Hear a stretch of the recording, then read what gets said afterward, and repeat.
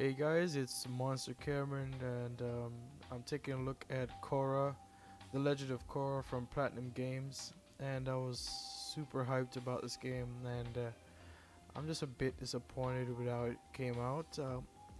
As you can see, the action is actually pretty damn good. Um, the gameplay that you're seeing right now wasn't my best because this time I was using fraps to record the video, and I somehow set the frame limit on fraps to 24 frames per second. So I was playing at 24 frames per second, which is not easy at all actually. But I make it look good for the most part.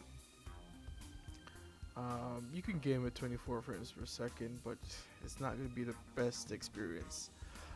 In the previous video, you can see that it does hit above 30 frames per second most of the time, if not all the time.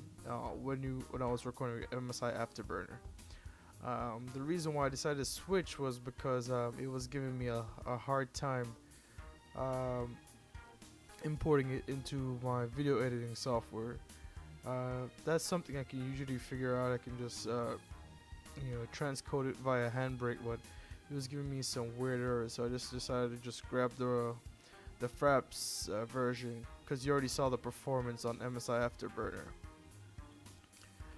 So as you can see, the action is actually pretty damn good. The combos are good. It feels good when you're playing it. The only issue with a lot of the gameplay and the combat is that wonky camera.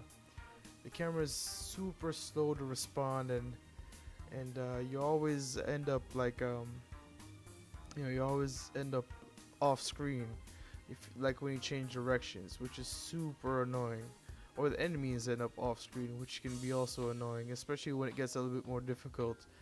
This is a super late game character. I've already maxed out my earth bending. I haven't quite finished the game yet. I think I'm at the last level. It doesn't get better. Like, later on you fight the spirits, spoiler alert, but later on you fight spirits and it doesn't feel good. It's a lot better when you're fighting the benders, like what I do right here. So yeah, so I'm gonna it gets easier actually, although this is on the easier difficulty setting. I don't like to play my games necessarily on hard, but I probably will play this through on both difficulties. It's growing on me, but it's so disappointing. The same company that made a 10 out of 10 game decided to let this uninspired game go out to the public. I mean, it's alright. It plays well on my APU, which I'm pretty psyched about. But it could have been so much better. It has so much potential.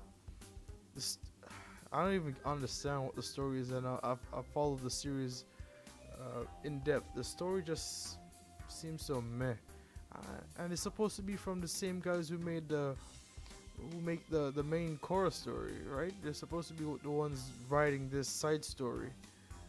I don't know, man. It seems like such a wasted effort. I'm just so disappointed. At least the combat came out okay. The only thing I wish there was a little bit more depth to it. It's all right. You can do some stuff, but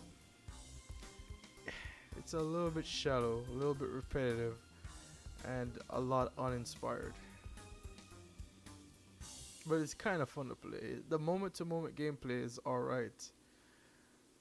I don't know if that's even the right term to use for it.